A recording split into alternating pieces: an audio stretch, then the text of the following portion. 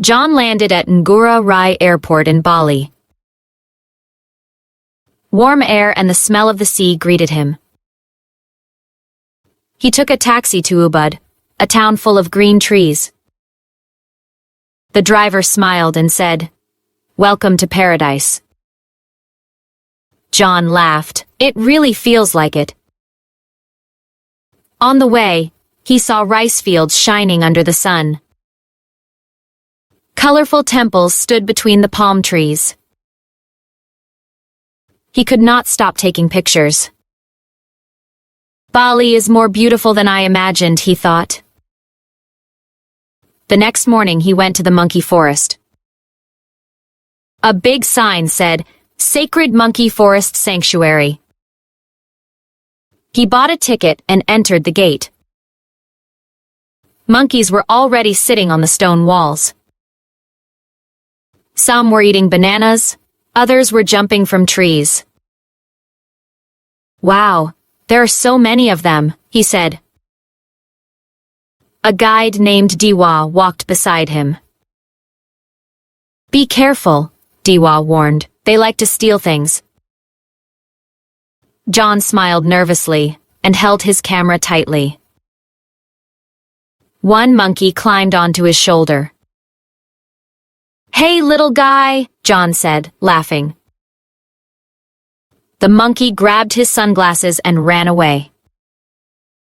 "Hey, come back," he shouted playfully. Diwa laughed. "I told you, they are very smart." John could not stop laughing.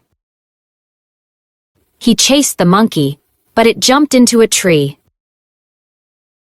The sunglasses dropped safely onto the ground. "I guess you just wanted to play," John said. He gave the monkey a banana from a nearby vendor. The monkey took it quickly and ran off again.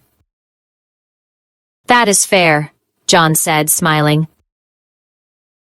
They continued walking through the forest. The sound of birds and water filled the air. Sunlight passed through the leaves like gold. John saw a small temple covered in moss.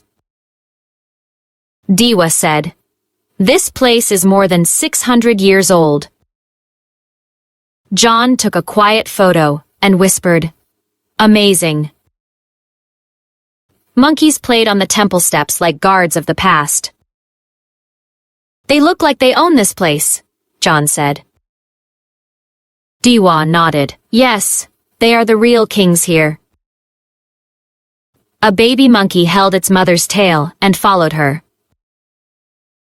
John smiled gently. "So cute." He sat on a bench to rest. A monkey jumped next to him and stared. John slowly gave it a small fruit. The monkey took it and sat beside him. "You are not so scary," John said quietly. The monkey looked at him as if it understood. Maybe animals feel our hearts, John thought. The forest was peaceful, full of life and sound. He forgot about time as he watched the monkeys. Diwa finally said, "We should go before sunset." John nodded and stood up. At the exit, he looked back at the forest once more. "Thank you for this day," he whispered. He felt calm inside, like his heart had rested. On the ride back, he looked at the photos on his camera. The monkeys looked happy, free, and playful. Maybe I should be more like them, he thought with a smile. That night, he watched the stars from his hotel balcony. His third bucket list dream had come true.